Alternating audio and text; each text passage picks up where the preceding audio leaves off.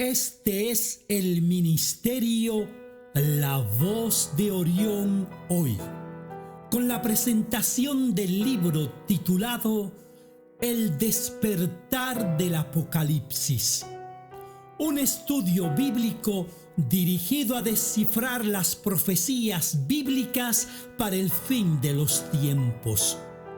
Esta obra ha sido escrita y es narrada por Néstor Gaya. Si desea más información, visite nuestra página web www.lavozdeorion.org. Capítulo 1. Aviso de partida.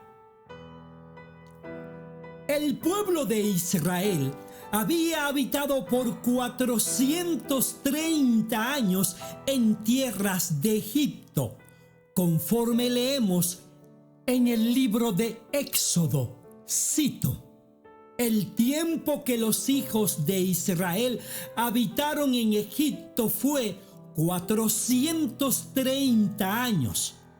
Éxodo capítulo 12, versículo 40. Los israelitas se establecieron en la tierra de Gosén en la época cuando José fue nombrado gobernador de Egipto por el faraón. Vinieron pues a Egipto los hermanos de José con su padre Jacob y sus respectivas familias.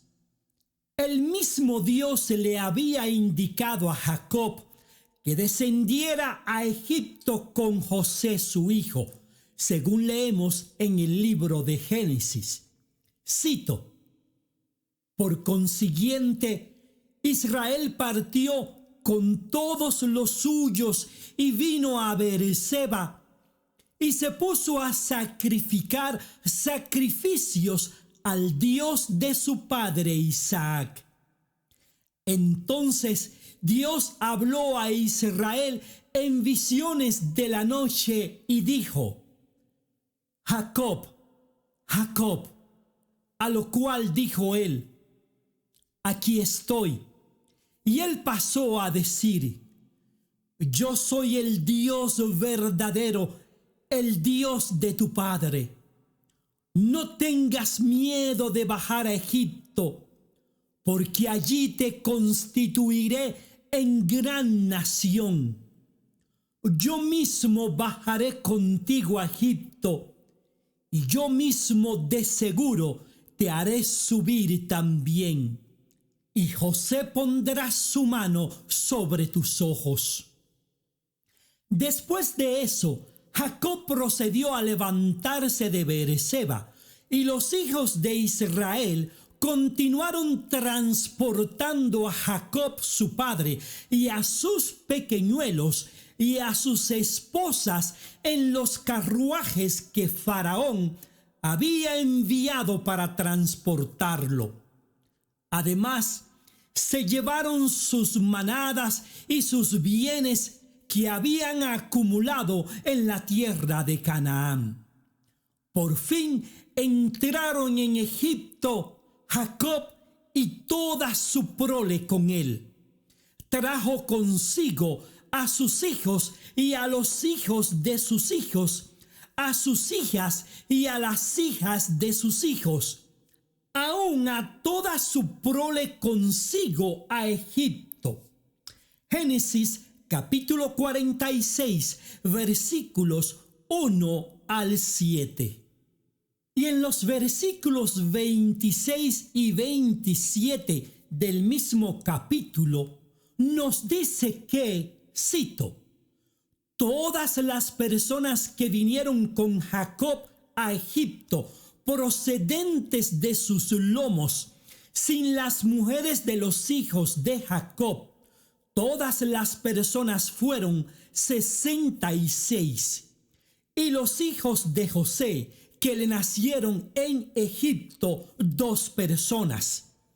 Todas las personas de la casa de Jacob que entraron en Egipto fueron 70. Génesis capítulo 46, versículos 26-27.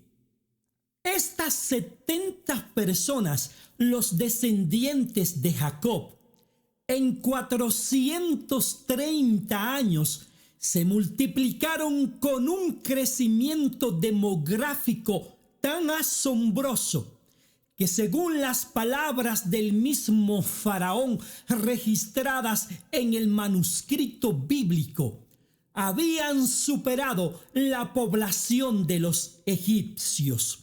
Cito: «He aquí, el pueblo de los hijos de Israel es mayor y más fuerte que nosotros». Éxodo capítulo 1, versículo 9. El relato bíblico cuenta que el rey Faraón, temeroso que los descendientes del pueblo de Israel pudieran algún día rebelarse en contra de ellos e unirse a sus enemigos, los esclavizó con trabajos forzosos e hizo su estadía angustiosa en Egipto por muchos años, hasta que un día el clamor de ellos llegó a ser escuchado por su Dios, Jehová de los ejércitos, y Dios los liberó de las manos de los egipcios. La salida del pueblo de Israel de Egipto estuvo acompañada por señales, prodigios y maravillas que habrían de contarse de generación tras generación por miles de años hasta nuestros días, a toda nación, hasta el fin de todas las cosas.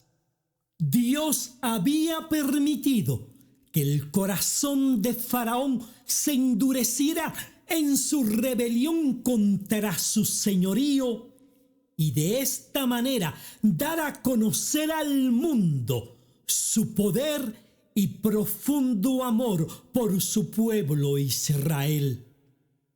Las palabras por parte de Dios hicieron estremecer al más cruel y poderoso de los hombres, al tiempo que lo redujo a la nada y lo humilló en su condición privilegiada y palaciega. Cito: «Dijo pues Moisés: Jehová ha dicho así: a la medianoche yo saldré por en medio de Egipto, y morirá todo primogénito en tierra de Egipto, desde el primogénito de Faraón que se sienta en su trono, hasta el primogénito de la sierva que está tras el molino, y todo primogénito de las bestias. Y habrá gran clamor por toda la tierra de Egipto, cual nunca hubo ni jamás habrá. Pero contra todos los hijos de Israel, desde el hombre hasta la bestia, ni un perro moverá su lengua, para que sepáis que Jehová hace diferencia entre los egipcios y los israelitas. Y descenderán a mí todos estos tus siervos, e inclinados delante de mí dirán: vete, tú y todo el pueblo que está debajo de ti, y después de esto yo saldré. Y salió muy enojado de la presencia de Faraón. Y Jehová dijo a Moisés: Faraón no os oirá, para que mis maravillas se multipliquen en la tierra de Egipto. Éxodo capítulo 11, versículos 4 al 9. Vivimos en una época en donde los hombres y mujeres de este mundo desafían al Dios de los cielos y con sus palabras ofenden, resisten y blasfeman el nombre del Santo de los santos. Ya no dicen Dios está muerto o no hay Dios, pues a sabiendas de las pruebas contundentes de la existencia de un ser muy superior a nosotros, es imposible negar la existencia de Dios, por lo que deciden confrontarlo para encontrar justificación a su propio pecado, sin darse cuenta que solo se encierran en un callejón que como salida solo conduce a las puertas del infierno y la perdición eterna. Su proceder no es diferente al proceder del rey Faraón, y como a Faraón Dios los sepultará en las aguas profundas del mar rojo de su maldad, al menos que se arrepientan de su condición de pecado y vengan a Jesucristo para que tengan vida eterna. Después de una serie de plagas que dejaron al país de Egipto en ruina total, Dios le dio por señal a Moisés lo que sería el último castigo para Faraón, sus hechiceros, su ejército y para todo el pueblo, quienes se habían unido a la maquinaria poderosa del rey Faraón para esclavizar al pueblo de Israel. Todo primogénito habría de morir en aquella noche funesta, desde el primogénito de Faraón hasta el primogénito de la sierva e inclusive el primogénito de toda bestia. En el país de Egipto debieron haber habitado para la ocasión alrededor de 2,5 a 3 millones de personas, sin contar al pueblo hebreo, lo que significa que la población debió haber estado formada por lo menos por 150,000 a 200,000 familias, teniendo en cuenta que cada familia tuviera un promedio de 10 integrantes. Estos cálculos son muy generosos, porque en realidad pudieron ser muchas más las familias para la ocasión en tierras egipcias. Basándonos en esos cálculos, los primogénitos que murieron en aquella noche pudieron elevarse a 200,000 muertos. Suena devastador el conteo final que dejara la mano de Dios en la tierra de los faraones.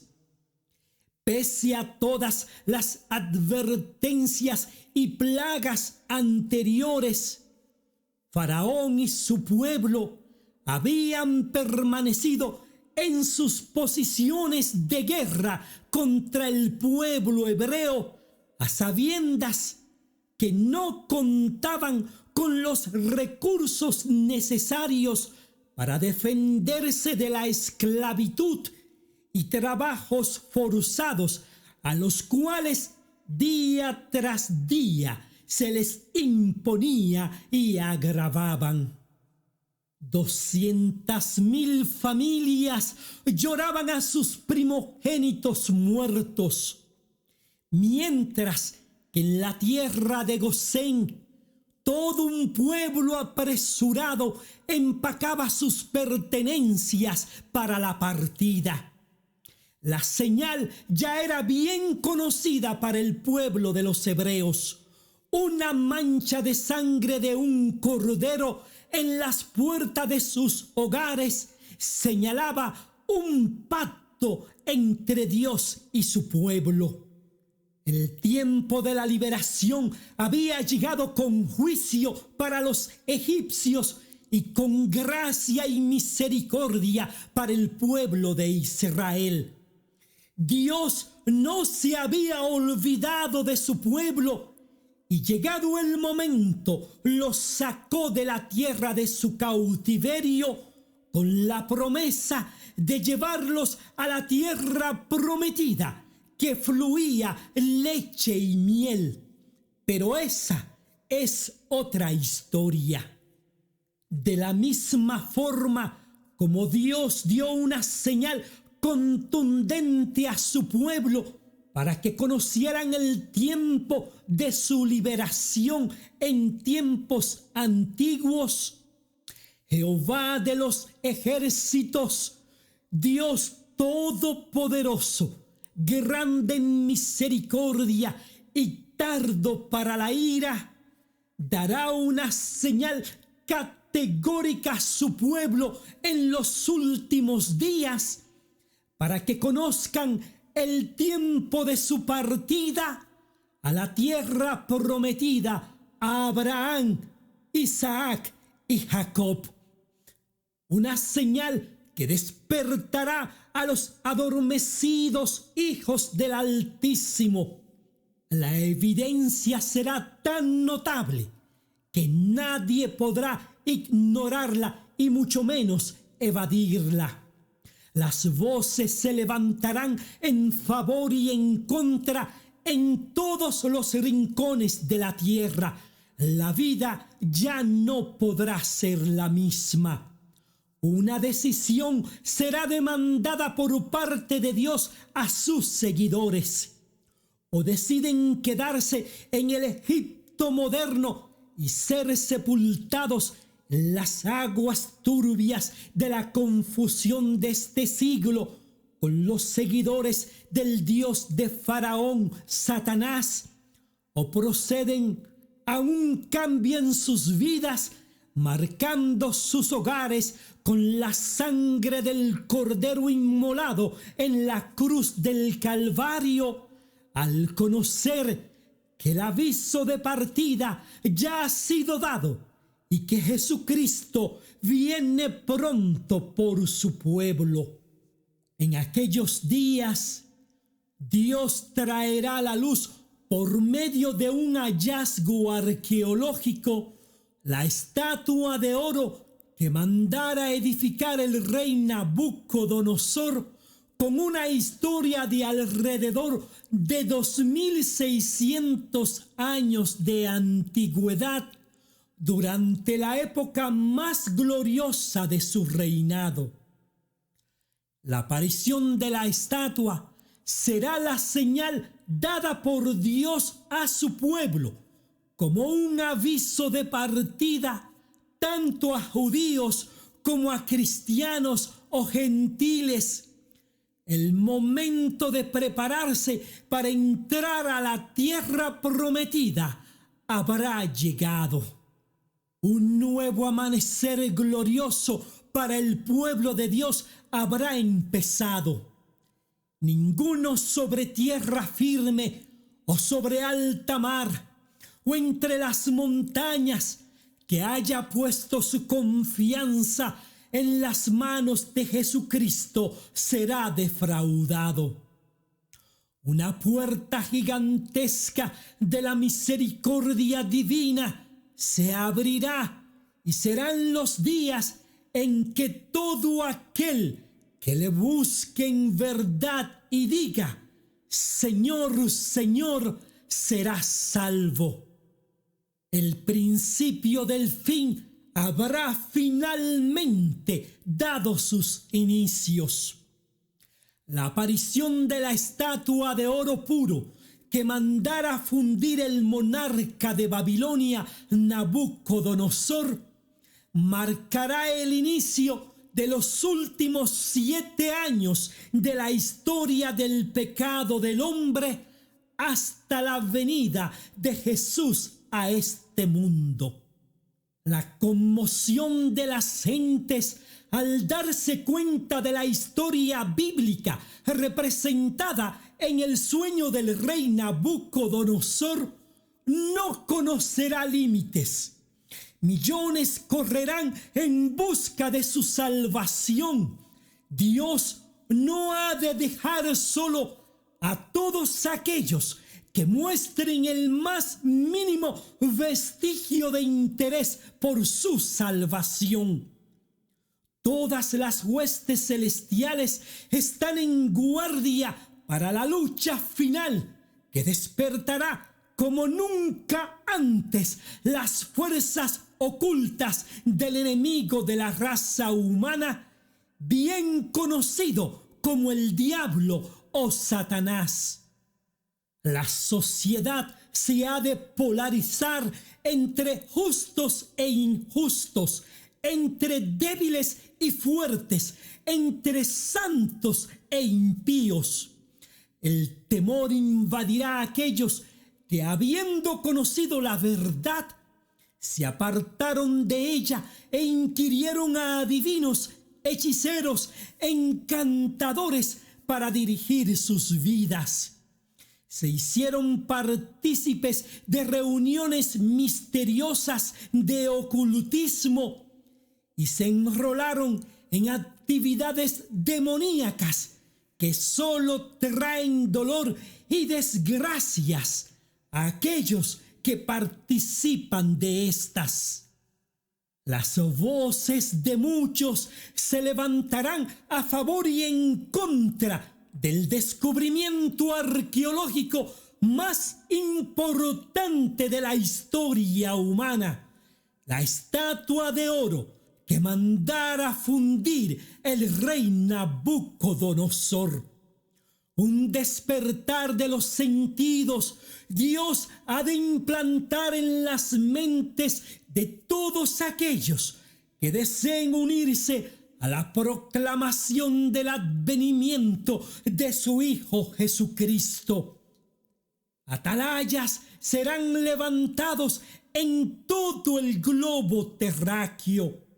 Se repetirá el gran despertar que estremeció a todo el mundo, producido por el anuncio del advenimiento de Jesucristo, que diera sus inicios con el mensaje de Guillermo Miller previo al gran chasco del 1844, con la diferencia que esta vez no habrá chasco alguno.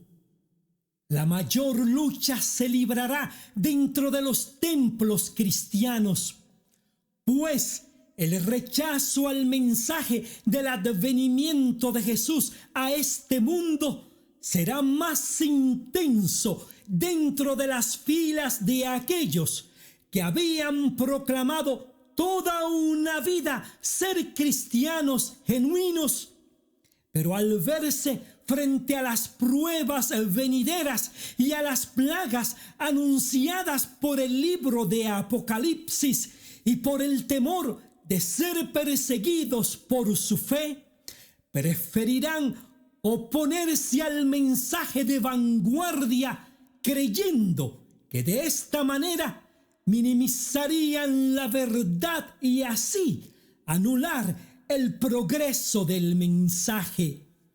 ¡Cuán equivocados estarán!